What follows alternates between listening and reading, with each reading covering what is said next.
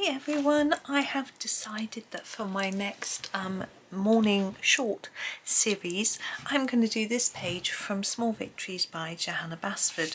Now this page caught my eye right when I first saw the book and I thought was adorable, these lovely hand-tied bouquets of flowers, just so sweet, and I wanted to have a go, and I thought I did this page without you guys as part of my advent calendar, and also some other just finished some of them on my own, but and I felt it was a little bit too small and fiddly to do 4 videos because they wouldn't take long. But these are a little bit bigger, and so I thought I would do these with you. So I hope that's okay. I haven't seen many of these pages completed, but then I haven't actually been very busy on Facebook or Instagram looking at Small Victories pages, so I don't really know exactly what people are doing, but I hope some of you won't have done it and you will want to colour along. So having a look at our initial bouquet, we have 1, 2, 3, 4 flowers that look really similar, and then one that looks quite different. Can you see? What I think I'm going to do is ignore the fact that they look similar and actually colour them all different colours, because I think if we have 4 the same and 1 different, it will look a little bit odd. Normally when you buy a bouquet of flowers, it's either very symmetrical or it's colour balanced or something like that. So I think we'll try, if we make it a big mix, I think that'll help. It'll work. I'm using my Polychromos pencils. I needed something that would sharpen to a nice fine point. When I did my little poll on here asking people what pencils they liked, I'm starting with manganese violet on this flower here.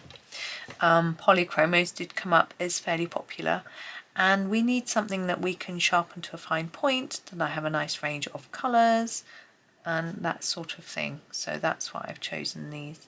Now I'm going to go more intensely near the centre of the flower, and then less towards the edge of the petal, like that. I picked this colour. Why have I picked this colour? Well, I love it. It's a really nice colour. I think it's one of my favourite colours, well, on polys, but then so's the green gold and the green, other green. Anyway, it's a nice colour. So that's really why. And it's a nice floral colour as well. You know, I think you would get flowers this colour, which is important too, although it's quite a deep purple. I don't know what type of flower this is supposed to be. No clue at all. But I'm going to do the colours, petals, sorry, first, and then I'm going to do the stems and flowers and the centres, sorry, and then the stems and leaves after. Oh gosh, I can't talk today. Right, I've grabbed the middle, sorry, the light purple pink. It's a bit out of focus, Anna. Is that better? Next, I'm going to do this little one here. I'm never sure with these how to colour them. What do we do? I'm just going to make it fairly even. It's quite small anyway, but I can make it quite an even colour. It's very cute. So there's that one. I'm going to do an orange one now. I think I'm going to use the orange, what's this? The orange glaze. Lots of sharpening to be done today. Oh, that never happens with Polychromos. Never. It's got stuck. It's got stuck. Oh, that is rare. Just, sorry, the lead is stuck in my sharpener. Let's give it a sharpen. So rare for Polychromos. Another reason I like my polys. That only ever tends to happen when the blade is blunt, which mine isn't. So here we go. Orange glaze. It must have been wobbly already, I would say. I can do this one up here. Now it's quite nice to get a good random spread of colours. I'm not going to do a green flower or a yellow flower. We're going to have yellow middles, even though, yeah, yellow middles, bit of a stereotype, but it looks pretty, so why not? And I'm going to do not all green stem work, because we've got some sort of these. This could be a flower, actually. Maybe. So I'm not sure. I'm going to grab a red next though. I'm picking this one because it's really long. It's scarlet red. good reason, isn't it? And then we'll do a blue one, I think, and then we'll have a mix. So here's our scarlet red. It's really hard to see. It's really sunny today. It's cold and sunny, which is rather nice, I have to say. It's nice that it's miserable when it's really cold and wet. So it's nice that it's sunny. You can feel a little bit of warmth when you're out. I was out earlier. Didn't feel. It was windy though, so did feel quite cold. What's the best blue for a floral blue? I think I'm going to grab this one. Looks quite good, I think. This is the cobalt blue greenish. Sorry, it's very blurred. Here we go. For this one, I guess blue flowers aren't that common, but we get cornflowers, we get forget-me-nots, that sort of thing. Don't really get blue chrysanthemums or dahlias, but you know, it doesn't really matter. There we go. Okay, now I want a yellow that isn't too orangey, but it is very bright. So I've grabbed this one. Now this is 107. I think it is. Yes, it's the cadmium yellow. I'm actually going to use the same one for all of them because I think it actually goes really nicely with them all. There we go. Right, now I'm going to do a little bit of leaf work. I think our flowers will all have the same colour leaves. They've got the same shape of leaf. So I'm going to do them all the same colour. I'm probably going to be a little bit boring and use the permanent green olive because I like it. It's a nice neutral colour, but it isn't too boring. I don't know what else to say about it really. I like it. And these leaves are quite small.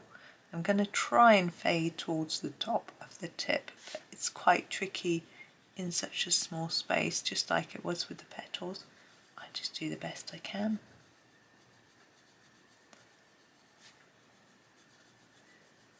Like that. There we go. Now, this little set of leaves here, I'm also going to do in green. I could go light. I think I'm going to go really light just so we can see the difference between that. This is our grass green, it's a very light green, so we can see that it's not the same as these. Might not be the best reason. Now I have, as I say, I haven't seen any of this page finished yet, but I would imagine that a very good drawer, is that the right word? Could sort of put a pot under each of these, like a see-through glass pot, and something that would be rather impressive, but not me. So I'm just going to do what I can do. This is the juniper green. It's 165. Mine's huge. I've got to also sharpen it. Now this next set of leaves which I'm colouring is this set here. You could do them as berries, but I'm pretty sure they're leaves, and it's up to you, it's your picture, but I think leaves. I'm just blocking them in really because they're so teeny. Very cute. Now in here, this bit, I want to make it look a bit like it's some corn or something, a little bit different. So I'm going to use my green gold, which I'm just sharpening. Sharpening. Here he is, green gold for this one. I'm going to try and fade towards the edge, but I don't think I'm going to be very successful at that. Actually, I'm not going to bother. I'm going to block it in. I've got a little idea from a video I did just now. I'm going to grab, now if I've got the right sort of colour. Yes, this is what I want, the burnt sienna. Give it a sharpen. And here it is, burnt sienna. Just run it along the middle slightly. So you've got a slightly darker bit. Just down the middle. Yeah. Sorry, we're going all over the place, aren't we? Okay, now we have these. I think these are berries. I'm going to do them in sanguine. So we've got a sort of browny orange colour going on. Yeah, I think I've got that sharp enough. Now they're teeny, I'm not going to try and do anything fancy. Just block in some colour.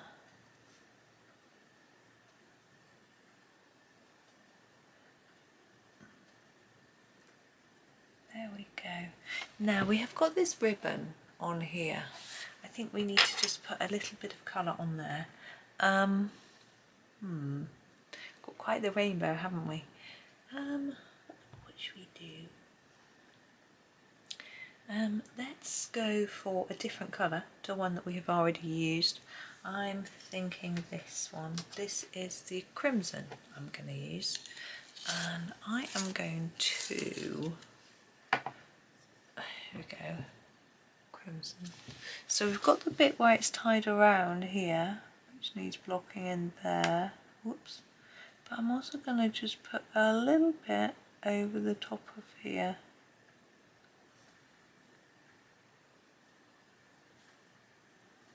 Like that. Okay, and what I'm also going to do, I'm going to sharpen my permanent green olive. Oh, sorry. Oh, and I'm going to go over every stem. I might not do this on all of these. I've never done this before. I'm just sort of experimenting to see whether it improves or not, or whether it just looks a bit rubbish. Oh, there's a train going by. Now you don't have to do them all the same colour. You could do them the relevant colour for the thing, so you could have done that one in the sienna. But I'm being a bit lazy, I guess.